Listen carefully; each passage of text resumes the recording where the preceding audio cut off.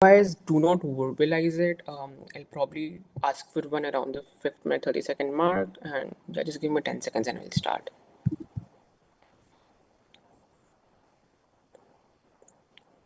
Okay, starting in 3, 2, 1. Pan, you don't stay late for spreadsheets or deadlines. You stay late because you care about something, you give a fuck about someone, right? This is the core issue of the debate, right? We work not for code efficiency, but for the work and the meaning around us, right? For this sense of shared value and shared belongingness to something, right? And it's the precise of this, it was right, of deep trust, long-term care, and emotional solidarity that only happens on our side, that the emotion proposes, right? Today, we as opening gov believe that work shouldn't be something that just extracts values from you, but gives value to people, right? Where the dominant narrative in the workplace is not you're bound by a contract, but at the end of the day, we are a community, right? Roadmap, why these three questions, that is something we need to prove, and we already will in my speech, right?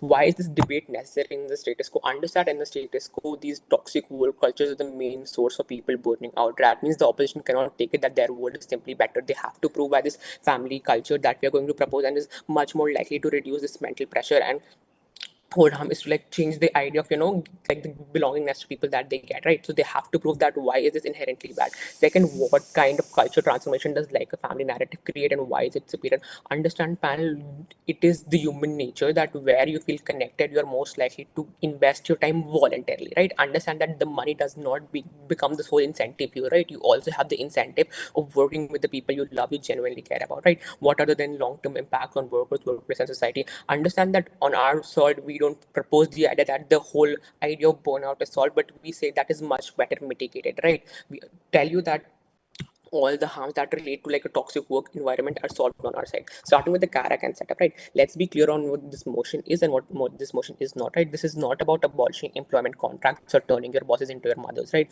This is not about replacement of HR policies or like grievance mechanism, right? Rather, embracing the narrative means encouraging emotional investments, right? What it also means, like valuing mutual care, like beyond the contract tells you to, right? Committing to the sense of long-term loyalty, and like creating accountability in like models which are grounded in morality and not just like norms and shit, right? In essence, workplace adopt an aspirational model, like how we say teams are families in sports, or our founders sometimes call their startups, their babies. This is a culture metaphor that centers empathy, responsibility, and belongingness to your workplace, right? We live in an economic structure where people spend around 8 to 10 hours daily at work, right? More than with their spouses, friends, or kids. For many, this workplace becomes their primary social unit, right? This motion simply acknowledges that and structures it does to reduce the harm and increases dignity and support and morality in people, right? Coming on to the comparative framing beforehand, right? Our metric here is what model best maximizes long-term wielding productivity and human dignity and a shared compassion for your work. They are most likely to bring up and say that, oh, efficiency and clarity is better on their side, which is, to be really honest, something that is really cool detachment and basically focus on professionalism and does not give a fuck about human psychology, right? Here's the kicker.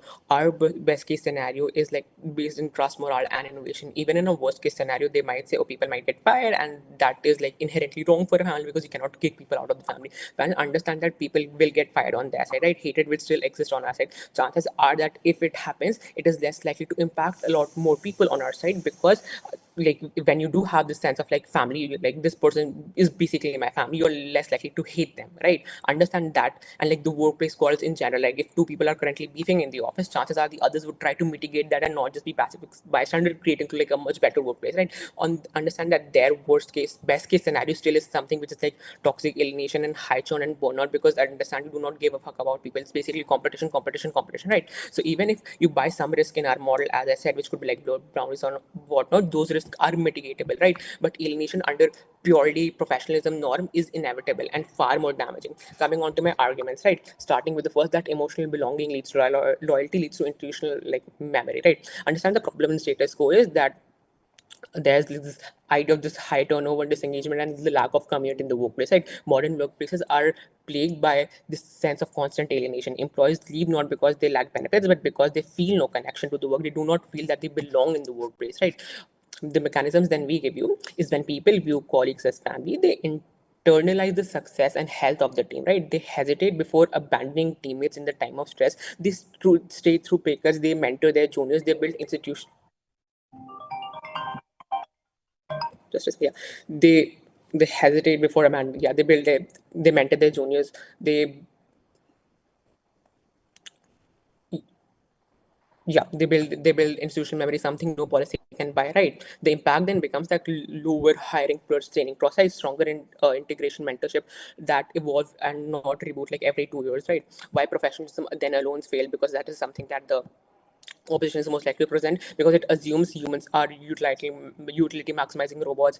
That work is something that is supposed to be personal, and only emotional loyalty retains people in the hard moments. PY from closing. Yeah, insofar people don't leave during times of struggle, surely that means they also don't leave during times of abuse and facing hardship.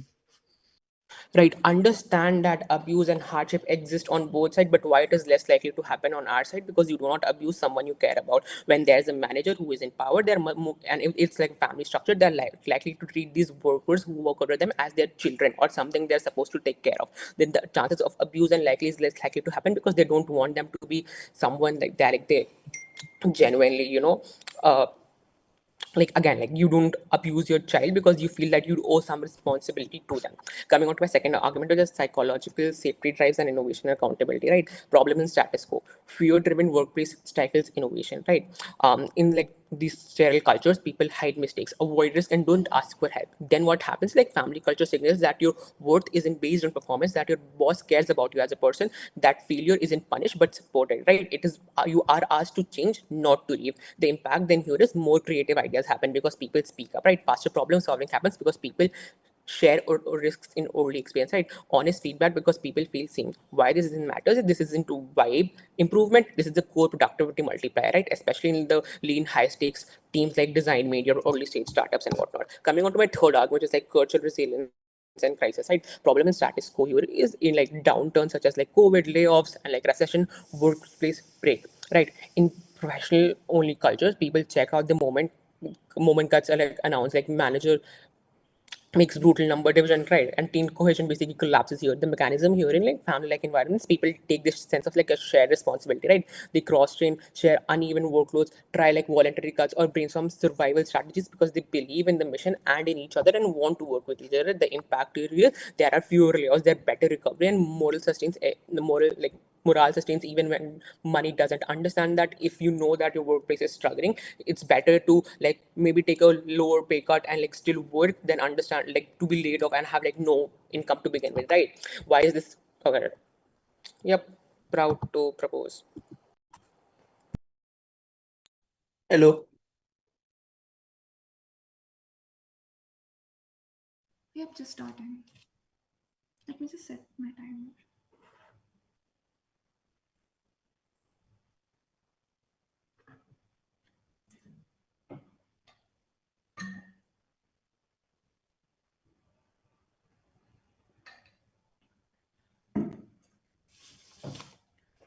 Cool.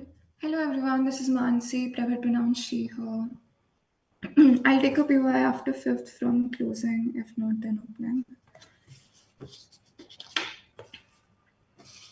Starting speech on the self count of 3, 2, 1. Couple of clarifications before I begin. First is that managers spread this narrative. That means most likely they're going to spread this narrative in a way that is going to probably just boost up the profits, or the way they probably coerce these employees into just working more a number of hours. Secondly, the hierarchical narrative of managers being above these like types of people, and they're being like just interns and then entry level employees, and these people are this hierarchy is always going to exist at all points of time because they recognize their position in this job market, etc. Thirdly, people who are probably bad and coercive in nature are going to like stay that way anyways. So like I don't think if this just narratives exist, and somehow they'll become very like good natured, and somehow everything would become rosy on their side of the house. But what is our comparative, and why does this like equal level of communication can also be achieved through professional culture? Four reasons for that. First is that HR ensures some amount of communication is happening between employees. That means there's basic level of probably what is happening in the organization, and if everyone is comfortable with these things or not. Secondly is you can just give your employees probably stock options and make them motivated to come to the workplace and work like hard and feel that they are a part of this organization. Thirdly, if they actually care about their job and they like probably enjoy their work, they would anyways do this work in a good manner. Fourthly is that work related discussions happen on either side of the house. That means problems related to work and professional things would probably be happening in meetings and discussions, probably because they want to just the workplace want to ensure efficiency. That is why they encourage employee to talk about workplace problems or at least professional problems to the very least. Lastly is that if you want to make friends with some employees, you can still do so and feel happy and like all the things of catharsis and oh, my life is good in this office as well, on our side of the house as well. But what is our why is that this family-like culture going to be very exploitative?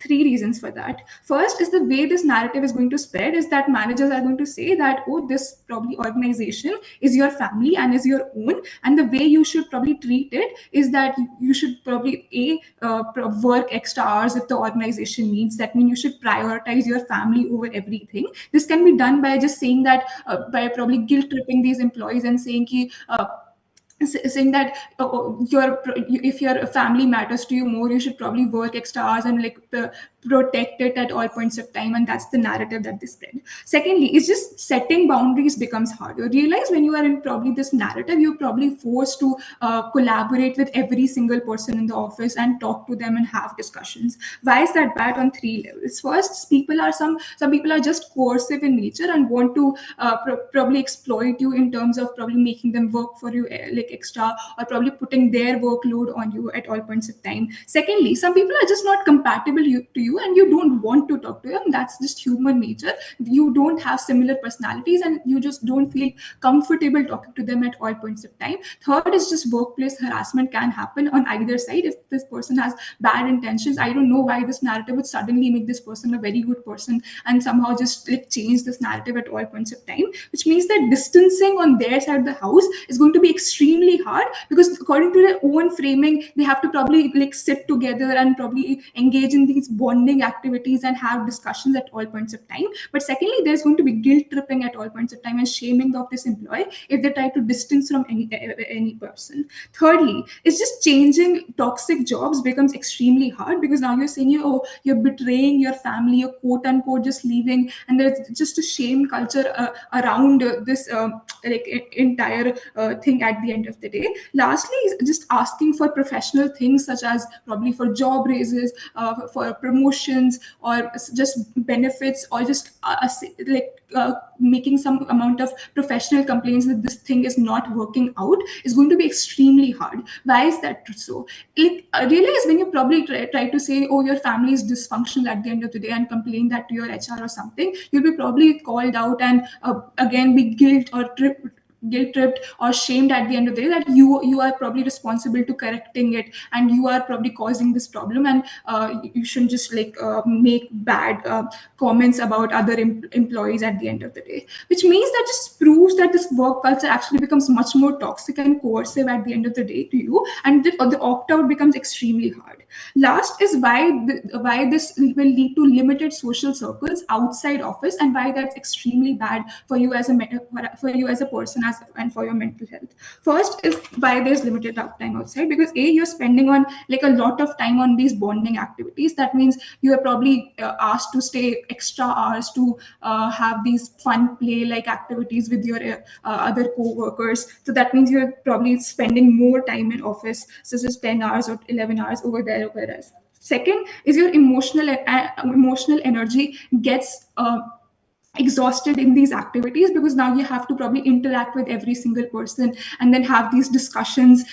Yes, I'll take up your CG first. Yeah, on your side, it doesn't occur that people just think that their boss is like the overarching authority on their lives. You're in fact likely to have more solidarity between lower level workers simply because you're likely to feel more proximate to them. Issue is your boss itself is spreading this narrative. I don't know why it wants that these workers becomes extremely friendly with them in order to they want to maintain some amount of hierarchy so that they can impose these strict regulations on them and policies and make them work extra hours. That is the only incentive for these bosses to actually have the narrative in the first place. They are probably profit driven, and which means that they won't have policies that make these employees so easy to complain about structure structures or probably complain about them in the first place, which means that these policies are more likely to be or these narratives are going to spread in a way that is coercive and still ensure some amount of hierarchy staying in the culture. But secondly, realize when you work with your people, they're just decision making differences, which means your manager has some amount of control on you or has to make orders at all points of time. That means inherently in your mind you're still going to have these differences. But thirdly, probably this thing has been entrenched way before time, that your boss is probably the higher level position, and that's just in your subconscious that your boss is just above you and can fire you at all points of time. So this hierarchy still exists on either side. Why are social circles much more better on our side outside? Because you can express yourself about your job. You're not in an echo chamber and still just talking about with your other employees. But thirdly, hierarchical differences don't exist. That means social connection and safety nets are much more better on our side of the house. Very proud to oppose. DPM. Just take 30 seconds.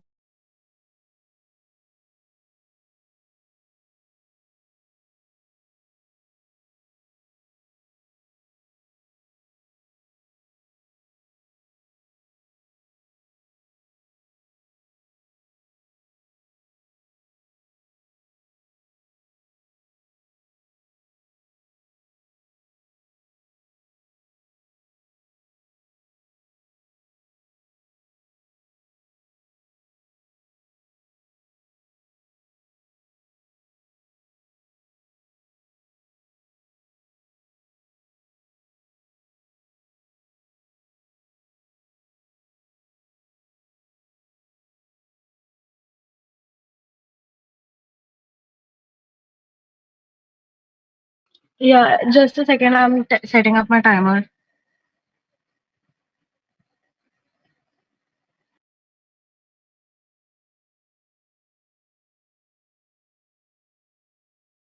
Hello everyone, I'm Samriddhi going as DPM, no preferred pronouns.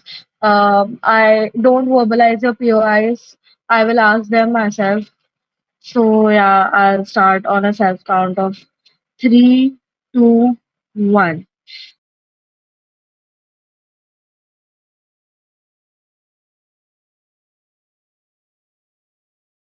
It is no longer just a place you clock into. It is a space that shapes your identity, your self worth, and your mental being. I will first start with the rebuttals. Um, the opposition comes and tells us that we have an HR. Like, what is the need of a family type of narrative that we are proposing over here? Panel, you need to understand that HR is just a structure and not a culture. Yes, the HR, the like a family narrative creates emotional bonding that changes day to day interpersonal norms. People step in early, offer support, and diffuse problems before they even escalate to formal complaints. It makes respect, mentorship, and protection of vulnerable colleagues an internalized culture, and not a checklist and not a checklist that an HR follows once a problem is already too big. It is like a prevention, and it is based on prevention and not paperwork. So yes, HR might step in after harm occurs, but our world prevents a lot of that harm from happening in the first place. We humanize leadership, not just because they are paid to, but because they feel valued. The opposition claims that we don't that in their side of the world boundaries exist, but panel, you need to understand that we don't abolish boundaries here. We normalize healthy ones. When people feel safe and valued, they are more likely to speak up when their boundaries are crossed. In contrast, in opposition's cold transactional model, saying no feels risky, like you're disloyal or underperforming. Our world destigmatizes boundary setting because it's done in a culture of care, not fear. Then emotional safety is not an absence of boundary, it's the presence of respect. So like now we don't create endless obligation, we create mutual emotional contract that allow people to care without being exploited and speak up without the fear of being replaced. Shame and coercion already exist, as they say. Our world names and regulates it. In our world, if a manager uses shame to push overtime, that's antithetical to the values of the family metaphor promote the values that the family metaphor promotes, and that's contradiction and that contradiction becomes a tool for accountability. We don't just say work is family, we mean family value comes with obligation both ways: support, empathy, fairness. That empowers employees to say this does not feel like family and be heard. Emotional norms become emotional norms becomes guardrails, right? Not just traps. So yes, bad actors exist in both worlds, but ours give work but our give workers emotional legitimacy and language to resist, right? Because there's like a space that is provided to you where it keeps everything in sterile silence. In their side of the world, it keeps everything in sterile silence. Our world does not erase coercion, it finally makes it visible, challengeable, and less acceptable. The main point that we are debating over here is the exploitation is more like on which side of the world exploitation is more rampant. So transactional workplaces treat humans like outputs panel. In a traditional corporate setup, the culture is rooted in performance metrics, and there's like a constant fear that you can be replaced anytime. You're only as valuable as your last quarter's output, right? That dehumanizes employees and makes it incredibly easy to exploit them in subtle but sustained ways. Employees work unpaid overtime, not out of loyalty, but out of fear. And burnout is so common in their workplaces like these. Exploitation is harder to resist when emotional language is missing. In their world, there is no vocabulary for calling out subtle emotional manipulation. That just makes resistance emotional illegitimate. If you push back, you seem weak, irrational, or dramatic. In contrast, our world humanizes labor and makes support a norm. When workplaces embrace a like a family narrative, they commit to emotional care, mutual aid. When someone burns out, others step in. When someone struggles, empathy isn't just seen as a weakness, right? Leaders are expected to mentor, not just extract. The arguments that were presented by our side was just that when you have a like a family narrative, it creates a psychological safety and belonging, which improve retention and performance. Panel, they would say that, oh, if I am getting like just increase the stocks, or if you're getting tons of money and you like the work, then why will you not look forward to coming to office every day? Panel, you need to understand that even if I like my work, but the people that I'm working with are not like are not understanding or are hostile towards me, or there's like an evident level of competitiveness and hostility that is existing in our interpersonal relationship, I wouldn't want to work in that workplace. It's not just the work, it's also the people that you are working with. When employees see their workplace as family, they feel safe, accepted, and supported. This enhances trust, loyalty, and morale, especially in high stress or collaborative environments. How it impacts our narrative is that lower attrition and higher organizational resilience during crisis. The mental health benefits that people from on our frame get is not reduced to alienation and isolation. The family narrative preserves institutional memory and culture and culture in transient economy. Panel, you know that most modern industries like startups or gig economy suffer from rapid employee churn, meaning very few people stay long enough to mentor, protect the internal culture, or like whatever. A family oriented workplace narrative naturally fosters intergenerational knowledge transfer. Like since you have been in that company for a considerable amount of time, there's like a amount of love that you have grown in that workspace, and if there's like a new employee that is coming in, you are passing on that love to them, because you do not see it just as like a professional setup, but also a place where you can grow with them together. This long-term cohesion, value, practices, and lessons aren't lost every time a new team is hired. So we humanize labor in a capitalist structure. This counteracts toxic hyper-individualism as well. Modern work culture can become excessively competitive, panel, and isolating as well. Every person for themselves narrative is quite toxic. A family framework shifts the focus to collective growth. If one of us rises, we all rise is what we carry. What is the actual burden of this debate? The actual burden of this debate. Sorry. The actual burden of this debate is that that we are proving that this narrative is preferable to other dominant workplace ideologies, because this means that proving the collective care, trust, and emotional interdependence lead to more sustainable, ethical, and resilient outcomes and rigid professionalism. With that, proud to propose.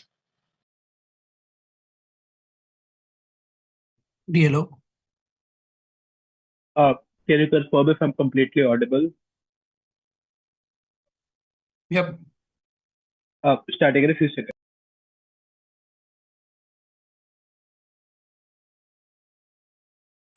Can't stress enough. Please don't verbalize your POI. I'll take it through chat. Preferably CG for diagonal engagement.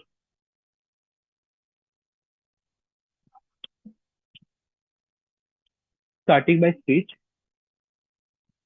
in 3, 2, and 1. Let's respond to opening government. The first claim they make is that managers treat you materially well. We're going to prove this is unlikely. On your managers, 1. This kind of familial bond you have with your managers has to be one-sided, which is where you try to view your manager as a family member, and presumably your manager tries to talk to you in that friendly way, or tries to use keyword languages or specific curated language that caters to the healthiness of this narrative. But at the same time, there's a couple of things behind your back and oftentimes even in front of you.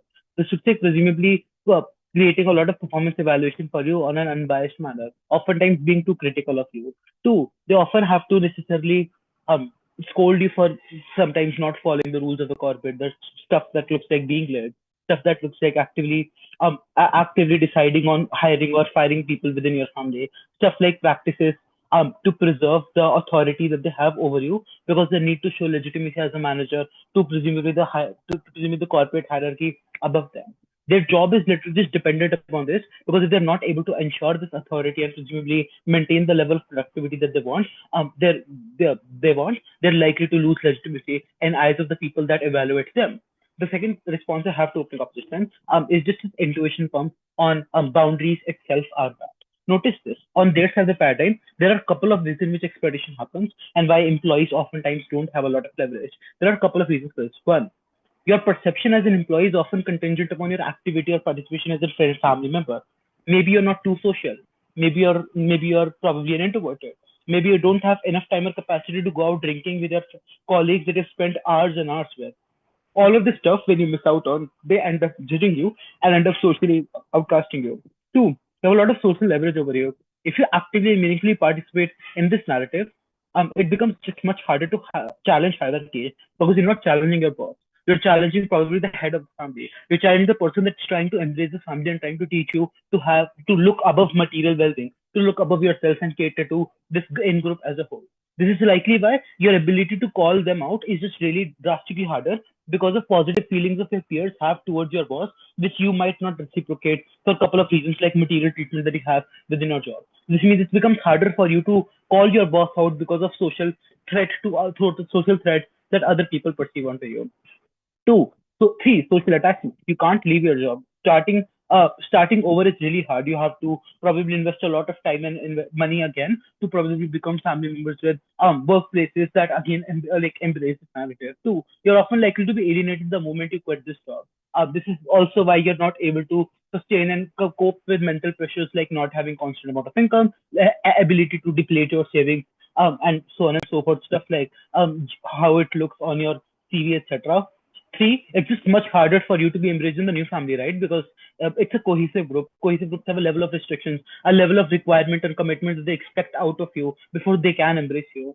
And 4, probably this is a measure for your workplace to go ahead and ensure anti-threatening measures. This looks like being a family and showing that you care and listen while not actually doing anything means that you're able to ensure that your workplace becomes anti-union, or your workplace becomes anti-call-out against the management, or your workplace becomes just way more coherent and compliant with the demands of the management.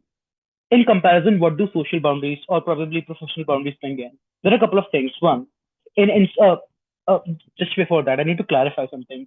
They have another extension at opening government to say that employees treat each other well and as a family. But notice, you will never go ahead and give out this ability for you to feel competitive, your ability to feel jealous and presumably have hardships in interacting with the peers around you. And the logic behind this is that this is literally just what determines your material well-being. If someone else is given a raise over you, as long as there's no professional boundary and some sort of emotional attachment, the level of expectation you have out of your boss or your peers to have your back is just way more. This is largely true for not just because they are the only source of alternative that you have of social commitment, as my previous speaker explained, a trade-off, but also more likely because there are emotional incidences of bonds where they often end up guaranteeing you in a family bond, but don't actually often mean it. This is why there's likely to be higher amount of envy, higher amount of competition, and the weighing for this is simple.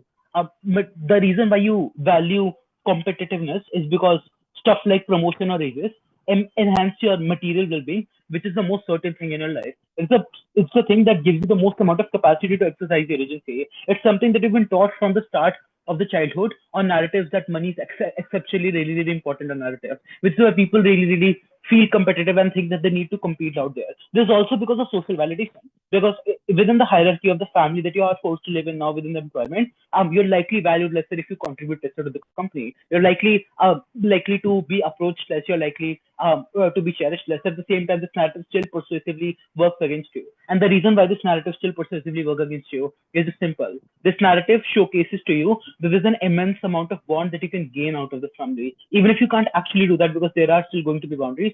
This is what they sell to you. All of this explains that there's layers and layers of exploitation this person is likely to feel. They're not able to leave their job, and they're most likely stuck there for a large amount of time. Why is the comparative better, and why do you have a lot of leverage? There are a couple of reasons for this. One, you have no social attachment, which is why you're able to make independent decisions. Two, you're able to call out your boss more because you're not under social average of peers.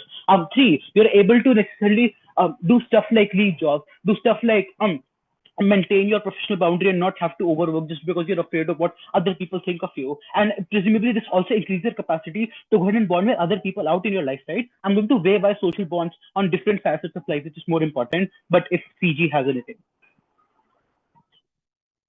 I guess not.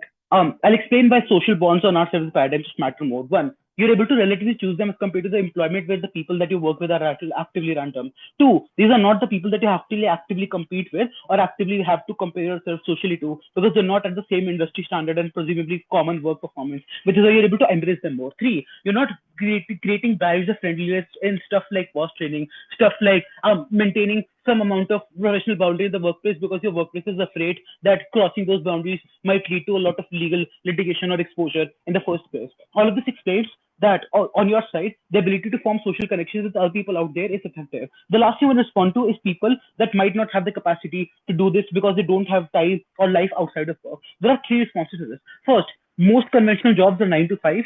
This is why you have a lot of time and priority for social space for yourself. And this is because the corporate wants you to recopulate.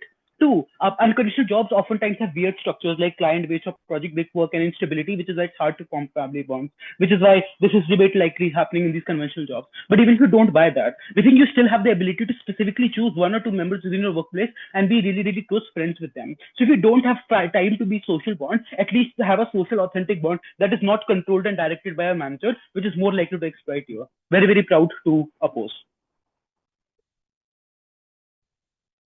MG.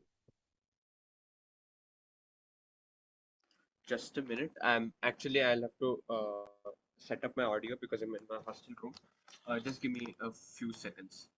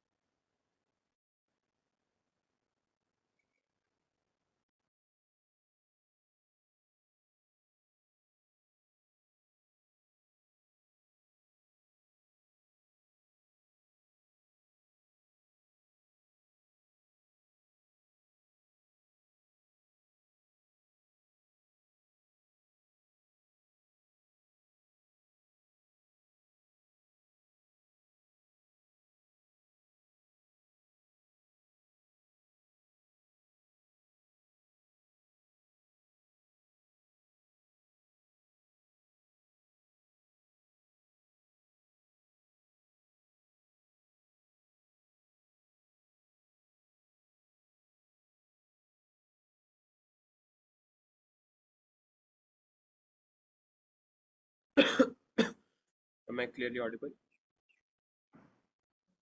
Hello? Yep. Okay.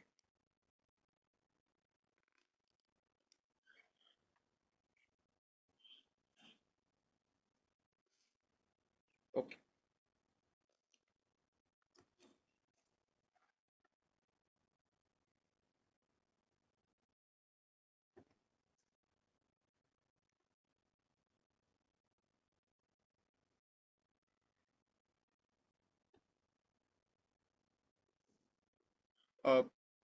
Uh, I'll be taking POS strictly after the 5th minute. I'll also be timing myself. And yeah, please verbalize your POS after the 5th minute, obviously, because I won't be looking at the chat. I'll be looking at my notes.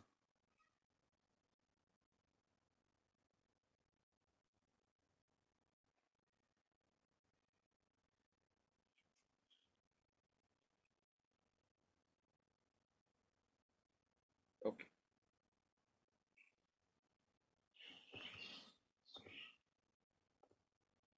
This is the member of government starting my speech in 3, 2, and 1. This is a narrative debate, which means that opening government completely misses the burden to explain why their interpretation of the narrative is the most likely interpretation, something that opening opposition challenges them on, and explains what mechanisms actually drive that and what real world, they do go on and explain what real world change occurs, but they actually paint a very rosy picture of doing so. We are the only team in the debate that actually gives you the mechanisms for this is why the dominant interpretation is likely, why the counterfactual is significantly worse, and why we believe this impacts small companies which are vulnerable in the status quo in the best possible manner. Opening opposition wants to frame this narrative as something that is inherently exploitative, and we will also address that claim. Firstly, then, what is the likely interpretation of this family narrative, and why is that likely to be true? It is true that even if we accept opening opposition's framing that the management might introduce the metaphor, the language is something that evolves in the hands of people who use it the most. That what I mean by this is that when co-workers are told that we are a family, they are not likely to internalize immediately that their boss is their father. What they internalize is that things like their colleagues are their siblings, or like people around them together work as a cohesive unit, which means that the people that they can rely on, the people that they can vent to, and the people that they can support in the status quo are also equally important members of their family. And just like probably like to be analogous, you're probably more closer to your siblings when it comes to doing than you're probably close to like elder members of your family, which means that this entire toxic workplace dynamic that opening opposition wants to talk about is not something that is inherently true. Why does this happen? Because workers intrinsically interact more with people other than their upper management. It is more likely to be peer-to-peer interaction, which dominates the kind of cultural narratives that occur at work, which means that the kind of family narratives that workers internalize is likely to be driven by this peer-to-peer interaction rather than interaction with the management. Secondly, shared burdens like shared deadlines, things like rotation between shifts, create a bonding based on experience, the lived experience of workers, and the family metaphor gives this bonding, the kind of bonding that is formed, a common vocabulary for these people to actually speak with each other and a common sense of shared understanding. And thirdly, because this metaphor effectively gives people the incentive to support others, because to doing things like staying late for a co-worker or covering a shift or stepping in when someone else is facing a burnout, these are framed not as some sort of favor or some sort of things that need to be repaid, but as acts that exist within members at the same that exist at the same level within the family. And that is why we believe that this narrative is likely to be internalized by co-workers in a non-exploitative manner, and which is something that directly challenges opening opposition frame. Secondly, we believe that this narrative does not disable criticism. In fact, it often encourages it. Because like intuitively check this, right? If my boss is incompetent or abusive, I don't suddenly become submissive to him because I've been told that we are family. On the contrary, we believe that because of the internalization I spoke about, I'm more likely to call it out, especially if my co-workers have also internalized the same frame, because now confronting toxicity does not remain an individual problem, it becomes a collective problem, because you are also standing up for your brother who is probably facing facing some problem with his manager and so on. And that is why it becomes a shared protective instinct and not a risky individual decision that affects her career, that is probably going to have a disproportionate impact on one person and so on. And it does not it facilitates the people coming together. It does not force people to just submit to higher authorities. In fact, that is present, that harm of submitting to higher authorities is present on their side, where bosses are deemed to control every aspect of their life simply by virtue of them being your employer, and not considering any personal aspect of their life. And this is something that exclusively occurs on side opposition, which they never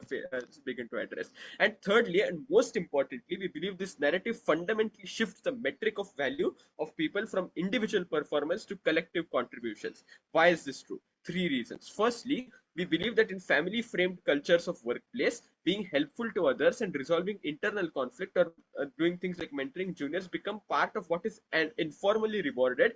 And this pushes employees to invest in the team and not just in their individual appraisal metrics and so on. Secondly, when workers begin to gain status not just by outperforming their peers but also by enabling them, because being the problem solver or being the person who can be relied on are things that are likely to be internally prioritized because of the like people on the same level of like the corporate hierarchy co-opting the same metric and so on. This reshapes what success looks like in the corporate world, and it discourages the internal zero-sum competition that is present on the counterfactual. Why do we believe that the opposition worlds results in lower socialization, and why is that important? Firstly, in their world, as work becomes purely transactional, that is, you are there for some things like tasks and targets, this strips all the kinds of affective bonding from a space that is effectively the majority of your working life. The result is that you do not connect deeply with anyone, and not just at work and not outside either, because you are effectively likely to leave work completely exhausted and alienated and without any sort of emotional support. Secondly, without a narrative that justifies closeness, and with a narrative that in the absence of a narrative that justifies closeness, people are likely to feel awkward initiating social connections. People are likely to be seen as unprofessional if this initiates social connections and so on. And therefore this means that people don't ask for help, people don't share frustrations or celebrate small victories together in the fear of being seen as unprofessional. And the absence of that culture makes workplace interactions cold and shallow and isolating, and this causes a loss of both mental health and social skill, because you are never taught how to belong in other places. In our world, we believe people are inherently incentivized to build connections in the space that occupies most of their lives, and they're therefore likely to be like for a move on POI from opening. You don't want to lose your job, but secondly, you have to spend a lot of time here. That means you don't want to make your relationships better over here. You don't call out on your side as well. You don't call up this debate occurs in a comparative. If there is a significant narrative that in the workplace that you should be probably looking out for people around you, which means that a single person problem is likely to be seen as a problem that is actually shared by more people on our side, and therefore we believe there is likely to be inherently more support for call out on our side. Thirdly, and most importantly, why does this reduce the harm of poaching, especially on small companies? We believe that this entire culture of like work as a family and so on is likely to be most prominent in small and high skilled teams, and these small companies and these firms can't really compete on things like salary and so on, and therefore they need to survive by making people actually want to stay in their firm. These are the firms that are actually vulnerable to things like corporate poaching, because their most talented engineers are snatched away by people and so on, and they are probably people that can't really compete on salary. So what is the other incentive that they can offer to people? The other incentive we believe is making them believe that they are part of the family, and therefore when people think of leaving, they weigh the cost of leaving behind emotional ties, mentorship and group belonging, and this gives small firms a non-financial retention mechanism exclusively on our side, which is precisely why we believe that we win this debate on closing down. Amol.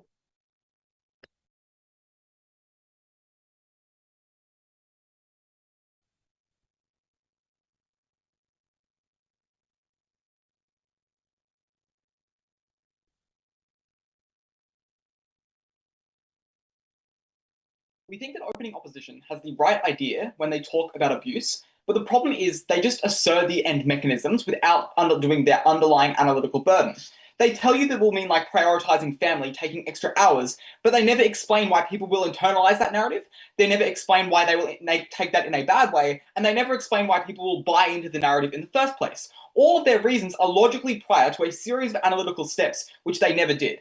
Our case will focus on filling those analytical steps, and second of all, that even if you don't believe the way this is interpreted is bad, we will take the higher burden and explain why the definite outcome of this, that is professionalism, is actually a very good outcome. First set of arguments then, filling the gaps that OO left. We have 3 claims. The first claim is that this narrative will be communicated. I would like to note, in the absence of opening opposition communicating their narrative effectively, their arguments don't work. That is, if people don't internalize this narrative, if people don't actually buy in, these sorts of mechanisms won't work, at which point the other teams get the benefits they want. That is to say, if you don't believe that this narrative is really pushed very hard in that people internalize it, it's probably true that the other side gets the sort of benefits that they want in terms of closer connections. The only way their mechanisms actually work is if people really, really buy into that narrative, but they never prove this. We will. Our first reason is that there's lots of leverage from people at the top. That looks like your manager, your boss, having a lot of power to control you and what you think. They name drop this argument, but they don't explain the psychological mechanism behind the fact that people, actually feel and opt in to this leverage. I would also note this responds to CG's push on the idea that you interact more with your fellow co-workers than with your manager, because generally the way that human psychology works is that we pay attention to the people at the top because they're the ones that have the most power. For example, obviously this isn't a cult, but in cults, you're more likely going to be interacting with other cult members, but ultimately because the cult leader has the most power, you're more likely to be subordinate to them. But even if this is not true, I would know that workers are drilled in to subordinating to the person at the top because that is who employs them. And so even if you're interacting more with people that are other workers, because they're subordinate to the people at the top, they're more likely to think in that sort of way. So there's lots of leverage. We've proven the psychological mechanism behind this. The second is just the amount of time this is going to be instilled in you, which is just to say, when you have this thing being instilled over and over you, 8 to 10 hours every day, it's probably something that you internalize due to the psychological mere exposure effect. So there's a huge quantity of time in which it's instilled in you. But third of all, we would tell you that just this is going to be done a lot and a lot because of the same sort of mechanisms that opening opposition describes. The fact that it's in the incentives of the people at the top to do this, which means that it's constantly drilled into your psyche from a person who has power over you, which means you will internalize this narrative very, very severely. We proved to you there was lots of leverage, we proved to you there was a lot of time, and we proved it was drilled into your psyche. That was the first analytical burden that opening opposition never filled. The second analytical burden was why this narrative will be done in a bad way. Because I would note, if it's done in a bad way, opening opposition's material stands. If it's done in a good way, the opposition's material stands. They name drop the argument about it being spread by your boss, but they don't explain the actual reasons behind that. So we're going to provide some actual reasons as to why that is likely to occur. The first reason is there's inherent power dynamics between this. Think, for example, about the relationships between men and women. Unfortunately, there are very large rates of domestic violence around the world precisely because men have the control over the women. Think about how much worse that is when the man is the person that has the ability to fund your ability to put food on the table. And it's 100 times worse because it's also your future ability to put food on the table, given they can do things like, put a bad letter of recommendation in for you or spread bad lies about you. There's a huge inherent power dynamic. But second, companies run on money. They're going to do this in the way that provides them with the most money, which is the most abusive narrative. Amazon gets the most money when they can force you to work loads and loads of extra hours, and that's the way they're going to use this narrative because it runs on money. But third of all, the workplace is enormously competitive. Employers have an incentive to try and get as much out of you as possible, and so they're going to push you really, really hard in quite a bad way. That's the burden on why this narrative is done in a bad way. But last of all, let's look at why this narrative is unique. Because I would know there are lots of other ways that employers can manipulate employees. Things like threatening to cut their salary, things like threatening to spread nasty lies about them. Opening opposition never told you why, for example, you couldn't force people to take extra hours or get buy into a pay cut through things like threatening them through other sorts of means. We will prove this. First of all, the way that it changes your psyche and your relationship with your work is immense. Because we've already explained to you this is likely to be drilled into your very psyche. Whereas with money, it's less drilled into your psyche, it's just an extra kind of monetary benefit on the side. Which means that now this is going to be internalized in your own idea of what your obligations are to your employer, which is the most pertinent. Not only because, the worst prison is the one that you make for yourself, but also because it's just harder to notice when you're being abused if you don't know you're being abused, which you won't because you internalize these narratives of having obligations to your boss, for example. But second of all, this narrative seems really nice, which means there's fewer red flags. It seems really rosy and good, which means people will put less accountability measures on this thing.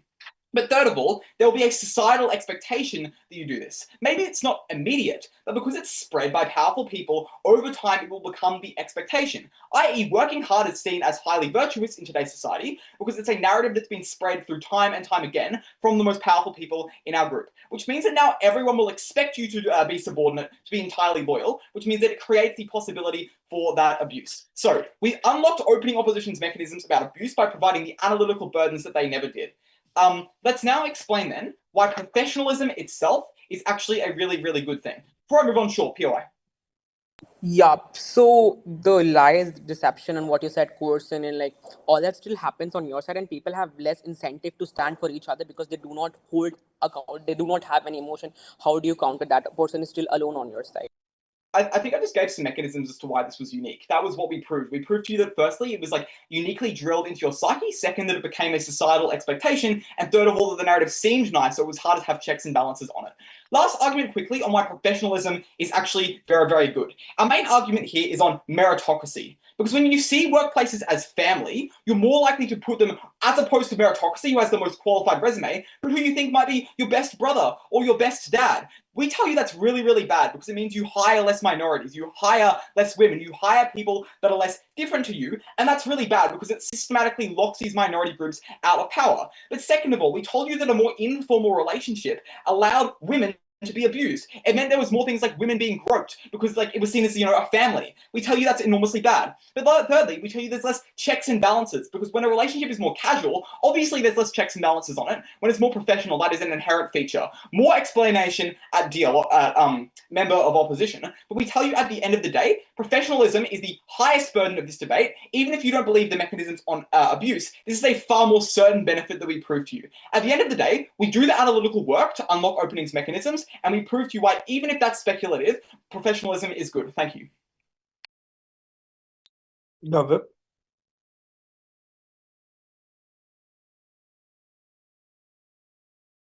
Just give me a minute. I'll start.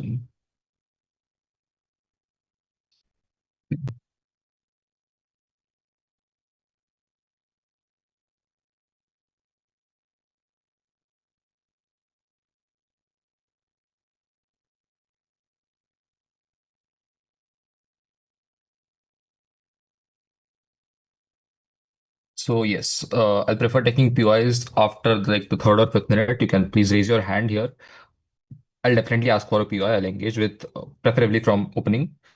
Yeah, that said, I'll start my speech on the self count of 3, 2, and 1. Okay, so first let me make it very clear where do we exactly come into this debate. There is a very big deadlock on opening. OG paints a really, really flowery picture, and O says that, oh, it is just a profit-driven exploitative narrative, and none of them analyze how this narrative is actually likely to play out in the real world and actually likely to be implemented in reality. O is like it is very exploitative, but they never tell you why a corporate has the capacity in the first place to create such a massively exploitative narrative when the employees are not a bunch of toddlers with no brains and are not likely to opt into such a narrative that is inherently extremely exploitative, and understand that the company cannot like force you to behave like a family. That is not something that can be created artificially. They need to make you feel like it, right? You cannot just mimic a family artificially, especially when most of the companies when most of the companies are probably not comfortable with this narrative. If it is so exploitative, they are not comfortable, they are not okay with this, they will simply leave your company, or they'll like just drop their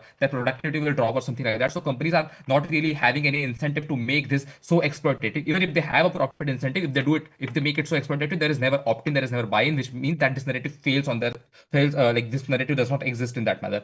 And like some more rebuttals to O and as well as CO, right? Understand that there is still a very big difference between your actual family and your work family. You are close to these people, but are also wanting to get a promotion still on our side because because these people want to earn more money for their actual family at home, which they care about much more. They still care about themselves as well, because even in my actual family, if probably my uncle is exploiting me and if my uncle is behaving badly to me, I'm still going to hate him, I'm still not going to like him and try to make him stop. And here here my boss is probably a fatherly figure maybe, but he's not my actual father, which means, so yes, maybe it is a little bit difficult for me to talk out or oppose him, but not nearly as much as opposition claims, especially when at MO we have given you so many mechanisms to show why this happens, and I'll come to this again. Now coming to CEO's subordination mechanism and psychological impact and so on and so forth, it is completely symmetric, because understand that they tell you that bosses and corporates have this incentive to just drill this into the psyche of your employees to make them feel so strongly about their managers and their bosses, and that because they say that just because your boss is boss has this huge amount of control, and he's he's basically your boss, you are more likely to listen to him. But understand that is symmetric, because at the point your boss doesn't sit next to you at lunch, works in a office independent of your office, and probably talks to you like once in a week, the psychological closeness that you have to your boss is the exact same as that on side opposition, which we prove exclusively at MO. So this family narrative really does not affect that relationship that much. It also and also bosses have very little incentive to rely on emotional framing, because it does not actually translate into better productivity unless workers voluntarily buy into it. And buy-in is a really important thing. Unless workers buy in, their profit-driven incentives never actually manifest, right? Most managers, especially in larger organizations, are guided by HR policies and liability fears and legal compliance and so on and so forth, and are often told not to blur professional boundaries, precisely because it creates exposures to lawsuits and formal complaints and so on and so forth. So what happens instead is that the family narrative is not handed down from above like a control mechanism, and especially when family cannot just be enforced on you, you need to feel like it. It grows horizontally. Workers spend more time with their peers and not executives, and that is how this family narratives actually plays out, which is exclusively something you get on CG. No one else analyzes this. Yeah, and yes. So before I move on, POI from CEO. Sorry. Sorry. Why do you think sexual abusers try to establish friendly relations with their victims before assaulting them? Okay, that happens, but understand that happens on both sides. Like if I want to sexually abuse or harass a person, if you say that is what is going to happen, and understand that you're not talking about a bunch of brain dead people, right? If I'm being sexually abused by my boss or being sexually abused by a person who I feel is a part of a family, I'll not feel that they are my family in the first place, right? If that person is behaving in such a bad manner to me, why am I so stupid to just still feel that they are a part of my family? Understand, this is not your actual family. This is a narrative that is being created in the workplace. So if it is so inherently exploitative, it is so inherently bad, I never opt into it in the first place. I need to feel like opting into it, which is why corporates also have an incentive to create it in such a way that I actually opt into it. I mean, that is just that is not really true, right? Yes. So basically, the harms opposition posits are probably existent, but they are not nearly as large as they claim. And moreover, we also exclusively explain on our side why this on opposition, this socialization or bonding with co-workers does not happen to any appreciable extent because of multiple barriers existing. OG just asserts this, but we show this to you at MO, the true scale and extent of this when we analyze that why people don't really approach colleagues unless the environment facilitates this. And because CEO and O, CEO says that money isn't drilled into your psyche and so on and so forth, but I'm sorry, it actually is, because you still need to pay your rent, you want to buy a car, you want to provide luxuries to your family and so on and so forth, and that is your sole focus on side opposition, where you just want to earn money, and that is just the mindset you approach work with. And that is just so basically there are these barriers to socializing with people, especially when you don't know how it is going to be perceived in an increasingly professional setting, where probably socializing and something like that is not really viewed in a very positive light, as we explained to you at MO. And that is why this delta that we create is really exclusive and evident on our side. POI before I move on from OMO. Your ability to call out externally only exists on our side. On your side, you'll be highly shamed that you probably are shaming your family at the end of the day.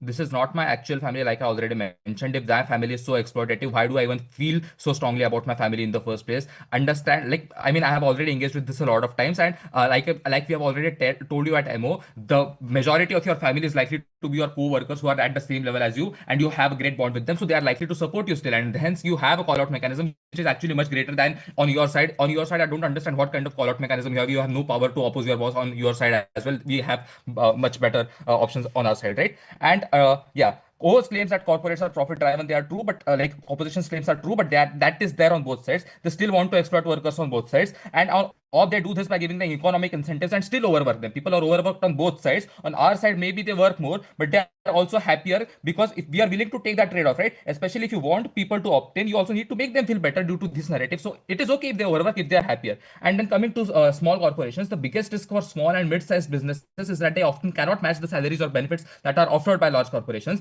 And this means that even if they train employees well and give them leadership opportunities, they constantly lose talent to bigger firms that simply outbid them at all times. And the cost of replacing this talent is high, and it takes months to recruit and onboard new people. And projects slow down and collapse on their side. And because small teams rely on personal trust and coordination, the loss of even one key member can destabilize the entire unit. And this is where the like a family narrative we analyze on NMO becomes crucial. And in these environments, people stay in smaller companies not because of the paycheck, because they feel valued, trusted, and emotionally connected to their team. So they know that if they leave, they are not switching jobs, they are also switching a family, right? So small firms become more competitive because they retain talent without entering salary wars they cannot afford. And this is a big critical impact on our side that enables smaller companies to survive and create a more competitive and less exploitative market where employers don't view smaller companies as a launch pad to go into a bigger organization. And this also protects innovations because smaller companies are often where experimental ideas and agile projects happen. So we also offer you a greater practical benefit to the economy in general or to the society in general. And that is why we win this debate. Thank you. Okay.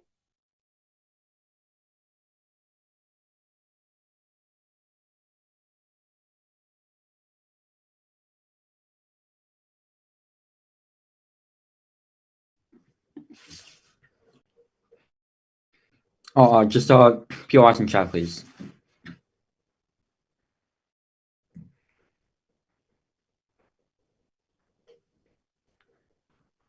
The one thing that Wib got right in that speech is that bosses don't want to replace your father. The issue is that they want to replace the time you will spend with him. Because for every minute extra you will spend in the workplace with your supposed artificial family, that is another minute you will spend absent from your true family, the ones who are allowing you to get into that position in the first place.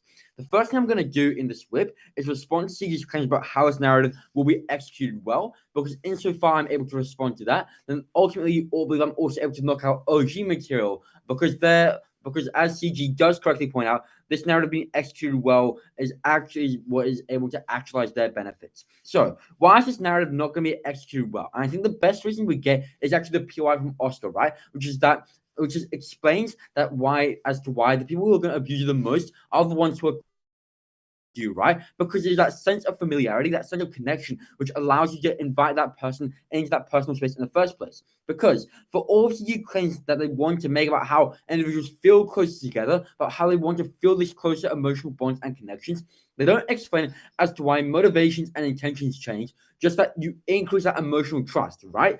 The issue then arises is that you still don't see these people fundamentally as your brothers or your sisters, right?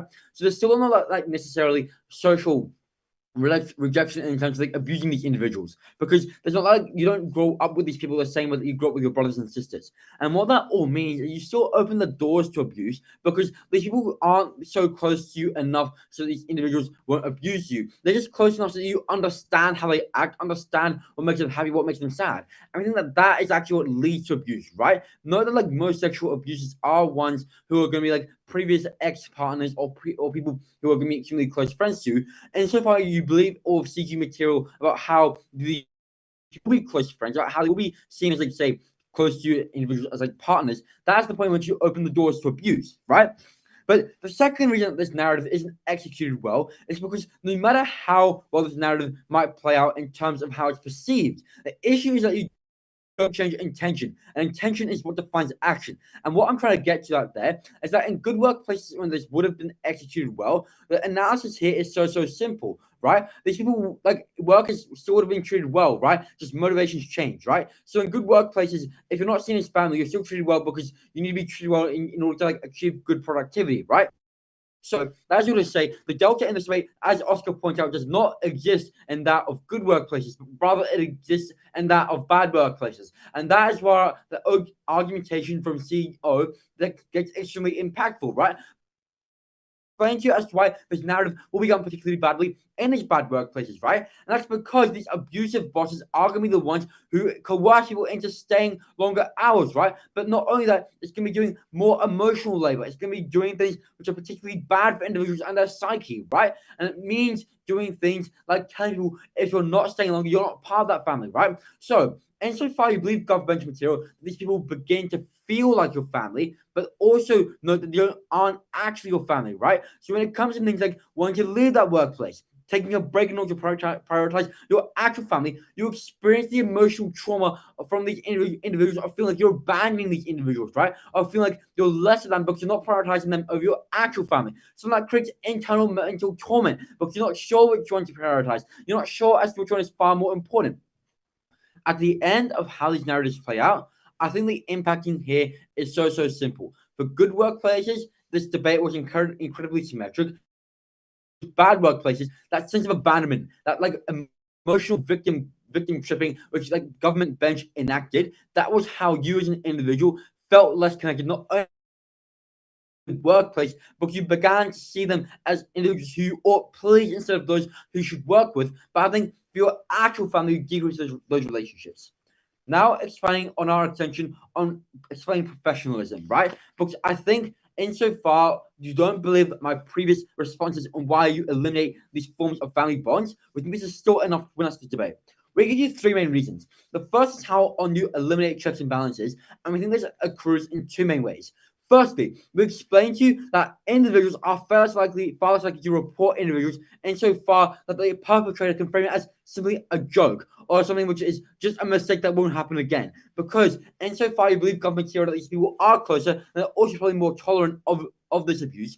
But I think, secondly, independent mechanisms which prevent abuse, things like HR, things like independent governmental bodies, they're far less likely to investigate these workplaces in the first place. Why is that the case?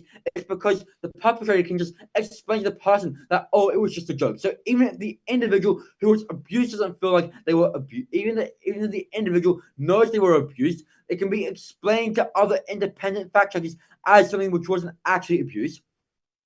I think, secondly, we explain to you there are specific minorities, specific groups who are going to be in excess abused by this, right? And are going to be harmed by a lack of professionalism. Why is it the case? It's because people are going to be hiring individuals who are similar to them. And note that like the people in power are those who are just men. They are traditionally white individuals who hold lots of traditional power. It means you exclude not only religious and racial minorities in the workplace, but you eliminate half of the population's ability to engage in the workplace. Why is that the case? It's firstly because thank you, protect your time. It's firstly because, well, initially these people are far less likely to be allowed into the workplace in the first place, right? Because they're just not as familiar, not seen as part of that like brotherhood culture. But I think secondly, insofar they are allowed into the workplace, the roles which they're allowed to engage in the workplace change, right? Because instead of like being seen as professional equal, they're now seen as seen as just a woman, right? And as bad as that sounds, the reality is that these people will be placed into like more submissive roles, right? And look, you say being encouraged to be, say, a clerk or an assistant rather than an individual who actively contribute to like the front line of the workplace. And the reason that actually happens is because we're just family. It's just a team and everyone has their role to play. So insofar you believe or CG material on that mechanism, then you also all believe that women are going to be treated far more submissively because they can be framed as simply individuals who are serving a different purpose rather than a role which factually is far more useless, far more like just not useful to individuals. But finally, you just eliminate meritocracy because these women aren't able to actively actualize economic mobility, right? And the example here we gave was so simple, right? It was like if there was a choice between hiring a man and a woman and a workplace dominated by men, you'd make the man the boss because they could connect to these men better, and that was why you eliminated meritocracy. It was so simple. You eliminated women from the workplace, you eliminated minorities from the workplace, and that was bad not only for these individuals' ability to economically mobilize themselves, but also workplaces aggregate. Side with CO.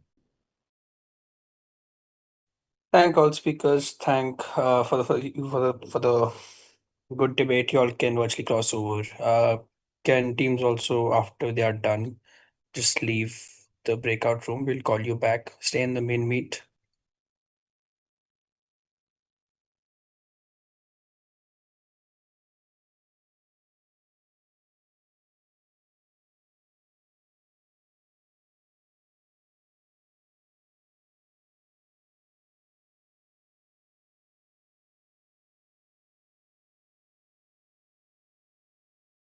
Pranjal, can you stop the recording for Delip? Thanks.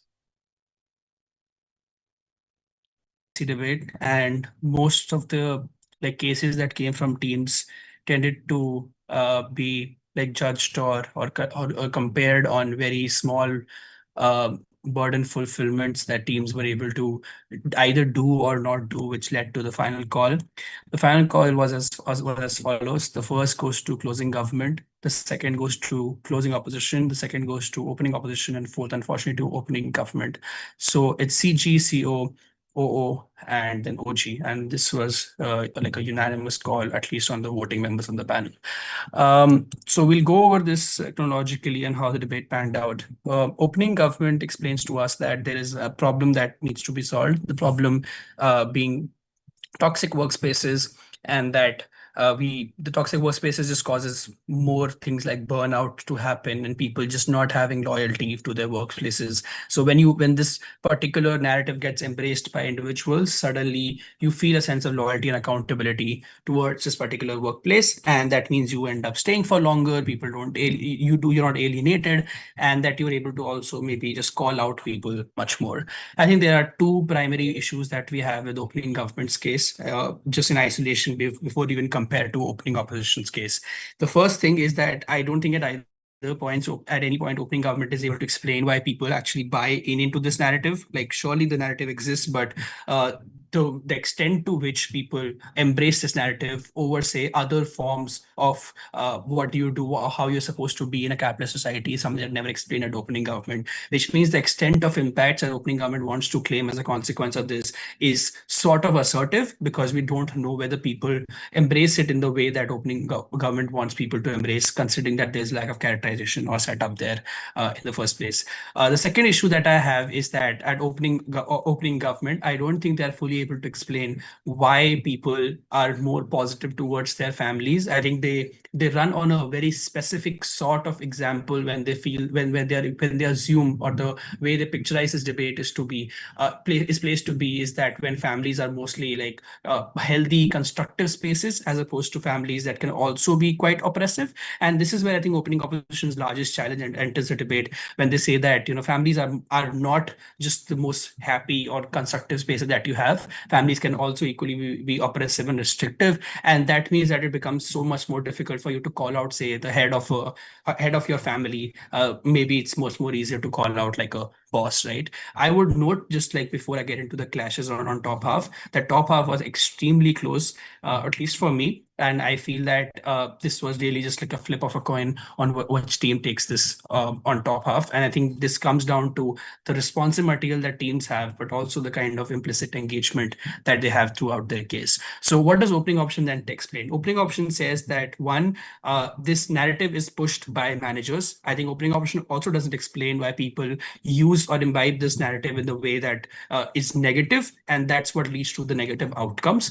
I think opening options also secondly explains that you just, when the way it is pushed, that you end up guilt tripping people to work extra long hours. But I think it relies on the same burden as to why are people actually guilt tripped. So maybe the managers want to guilt trip you, but do the people feel guilt tripped enough for them to start working extra hours or them being coerced in that way? I think that's something that's still missing at opening opposition, as well as the same issue that exists on both top half teams. So what does opening option then explain on the comparative? They say this problem is huge. Then what we should rather rely on is that there are things like HR policies that exist, or there are stock options that you can give people if you want them to work extra. So what they're trying to do here is basically symmetricize a lot of the case or solutions that opening government talks about by saying that there are alternatives that are present. I would note that these alternatives are never proven to be comparative, which means that HR policies and DI hires and giving people stock options and having those discussions can possibly exist symmetrically on both sides, because this debate is not about a binary between those two things, but rather whether this narrative in and of itself is something that overpowers the ability for you to exercise those other options. And that is where the real debate happens. So I think opening opposition also doesn't explain why the comparative is something that cannot exist symmetrically. But I think the reason why opening options is still able to slightly take over opening government is just to explain that if both teams on top half agree to this fact that this narrative gets embraced in some form or manner, opening opposition is able to explain that you just end up working more number of hours as a person, as an employee, considering this is opening government's own benefit, right? So they're able to respond to opening government by using their own case against them. Opening government says that the loyalty that you are able to build and the ability for you to not leave and the ability for you to feel closer to your company means that you don't end up leaving the company just willy-nilly, which means that you want to go ahead and you want to go above and beyond your call of duty when it comes to working for the company. This is what opening opposition is able to weaponize by explaining that this probably ends up meaning that people work more as opposed to them having more free time for other things or building things like social life and time outside with your real family or whatever. So what this does is that this faces a large question at opening government on what is the necessity of this loyalty even what's the necessity of this loyalty even existing at the first place, right? Because opening governments the material on this loyalty is restricted to saying that when crises happen, we need this loyalty, we don't want people to leave. But I don't think they have explained the extent to which these crises happen and why do they happen more often than not. I think in a relatively OIV sense, I think the crises are a one-off thing and not something that is this constantly happening to a workplace, which means on an average day, you probably end up working much more at opening government because of sense of loyalty that you have towards this company, as opposed to you working as much at opening opposition. Even though I think opening opposition misses the nuance explanation on why this causes a tipping point for you to work more, because opening government is fair to say at Prime Minister that the toxic workspace culture probably anyway exist and these things probably will force you to work overtime anyway. I think the problem is that still at opening government, you have an N+1 pressure for you to work extra. So even if you're able to somehow escape capitalistic pressure and the competition mechanism for you to not to overwork, you still are faced with this additional burden of you having some familial ties with this or some sense of family here, which keeps you here because it becomes like a non-monetary incentive for you to stay within this workspace. So that means as an N+1 pressure at opening government, that opening option is able to explain to us is so harmful for employees because they don't get to access other forms of support systems that are also equally important to them. And that really just becomes the only thing that goes for opening opposition's favor in this debate, and they're able to take out opening government because of this. I would know that both top half teams run their own convenient frame on how a family functions. Opening government assumes, like I explained earlier, that families are great spaces, healthy spaces. Opening opposition says that no, they are toxic spaces where you can't call out anyone and they are mostly coercive in nature, which means that neither of the frames really interact with each other, and the debate was extremely and terribly parallel, and it became too difficult for us to come to a call, and we have to then rely on certain responsive material that the teams then end up giving us, and that's where opening opposition was able to tip over opening government. Let's bring in CG to down.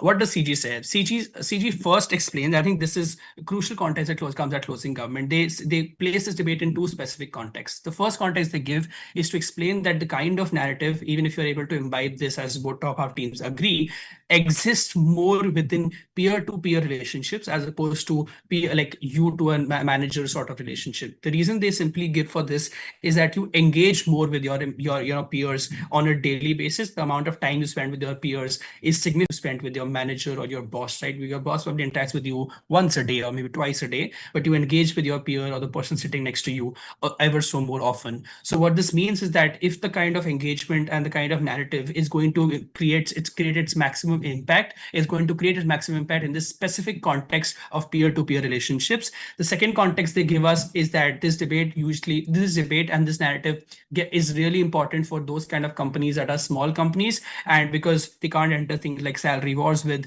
large players, and that means you need to sustain these small companies for things like competition, innovation, whatever they explain. But I think the idea is that largely that small companies need this narrative to work in a good way and in a pervasive enough way that people imbibe this and do not leave the company. Thereby, they are able to, once with the second extension, impact what the opening government was talking about, because opening government says that you need loyalty. CJ is able to explain you need loyalty in this specific instance, and the reason they're able to explain here is that you can't engage in salary wars with larger corporations. That's why loyalty becomes an incentive for you to stay, thereby completing the impact that opening government wanted to claim, thereby winning over opening government.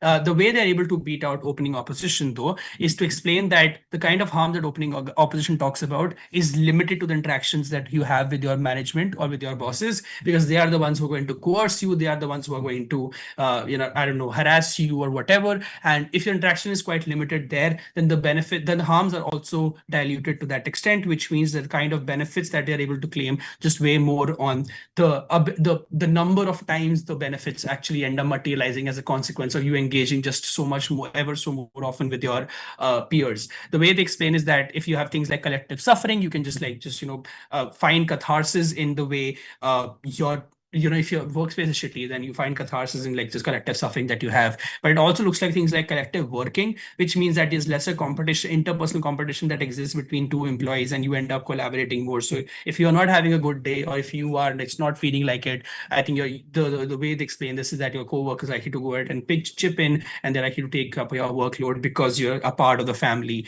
I think closing government also does not fulfill the burden that top half teams miss out on, which is to explain that why people actually end up buying into this narrative. I just don't think that this like the evaluation of closing government then is rather reliant on this burden at top half, because both top half teams as well as closing government just assume that this narrative gets imbibed. So I think that this burden does become pertinent within the larger context of the debate, but within these specific comparatives, it doesn't become that crucial, because the teams just agree. So at that point, closing government is just able to explain that the benefits are just happen far more frequently, as opposed to the possible harms that you might have when you have things like interaction with your bosses, who are largely going to be coercive. I think this also CG is able to also explain that all of the kind of like deep policies that exist at opening opposition are largely symmetric. I think they're able to explicitly call this out, as opposed to opening government as well. And they say that, the most corporates are functioned or situated around the way they're structured is around those policies. So you're not going to just do away with those policies. This is like you still have a real family you want to care about. You still want to care about them. What this means is that like this becomes a particular reason for you to engage in a more holistic manner, but not the only reason why you engage with your co-workers, or not the only way how you engage with the co-workers. What this means is that there are other things that also keep on playing, which means that opening opposition's benefits on the opening opposition solution, the comparative are not really comparative. So that's why closing government is able to take out opening opposition as well. Let's bring this into the debate. I think largely, and this is something that most of the panel agreed with, most of the case that positive material rather that comes at closing opposition is largely derivative of opening opposition. But the single reason why they're able to take over opening opposition, and I would say top half as a whole, is when they're able to explain that when they're able to explain how people buy into this narrative. So they explain specifically, and they give a context for this, which is that the kind of management that you have is largely going to have the kind of leverage and power asymmetry against employees. So what this means is that when there's someone who goes and directly employs you, or someone who puts like food on your table, then you're likely to believe them much more than you're likely to believe any other form or any other positive form of this narrative. So what they're able to explain is that when people actually end up buying to this narrative, because of this leverage and the power asymmetry that management has, they are able to and when the management is able to use this constant exposure to this narrative to maybe make this narrative much more perverse than what it should be, they're able to unlock a lot of opening opposition's harm, or rather the entirety of opening opposition's case. Because opening opposition's like case largely reliant on this fact, reliant on the fact by saying that the management does this, but they don't explain why management does this perversely. And secondly, opening option also doesn't explain why people imbibe it perversely. So both those things are missing at opening opposition. Closing opposition fulfills that burden and in member speech by explaining why this narrative uniquely unlocks the kind of harms that exist at opening opposition. So that's why they're able to take over their own opening, as well as beat out opening government as well. Just like I think that's just by transitive logic, because OU already has beaten opening government. But the reason why closing opposition is not able to take over closing government is that even if they're able to explain that the kind of narrative you to imbibe is going to be perverse between the management and you. I think closing government, like I explained earlier, between the short cross, is able to sidestep this burden because they're able to explain that the largest impact of this debate really doesn't happen when it's about your management interacting with you, but rather it's about when your peers interact with you. So at that point, closing opposition material is not inherently responsive to this claim, because I'm not sure why when it comes to you engaging with your peers, the narrative is going to also be the same kind, have the same kind of perversion in a way that it's going to get weaponized against you.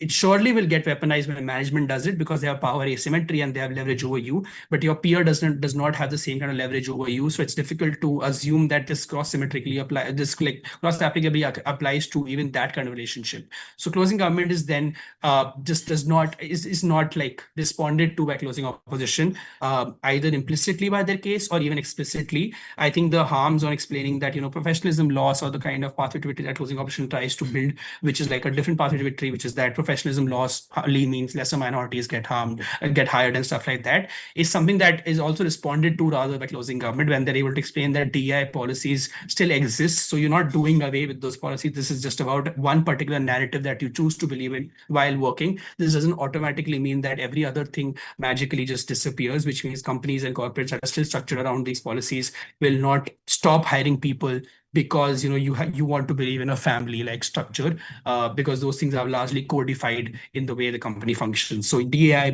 policies will exist. You will still hire those people, which means that closing opposition doesn't have a tipping point for why this harm uniquely unlocks the consequences narrative. So CG does respond or attempt to respond to closing opposition, but closing opposition does not respond to closing government's case at any points, either implicitly or explicitly. And also they're able to sidestep the largest harm that closing opposition wants to complete at opening, which is what they are able to complete at opening opposition's case. And that's why CG is able to still take over closing opposition. But closing opposition is able to take over top half because they're able to fulfill the most important word in this round, which is that people just buy into this narrative because of the kind of leverage that management holds. That's why they're able to complete opening up case and they're able to beat out opening government as a consequence. Yeah, that's the OA. This was quite a messy debate, I would note. And I think this, like I said earlier, comes down to teams not fulfilling the most primitive burdens that the debate expects you to have, or like largely teams trying to assert impacts much more than they're trying to make out their claims. But yeah, we came to this call. And if you have any questions, please feel free to hit me up right now on the OA.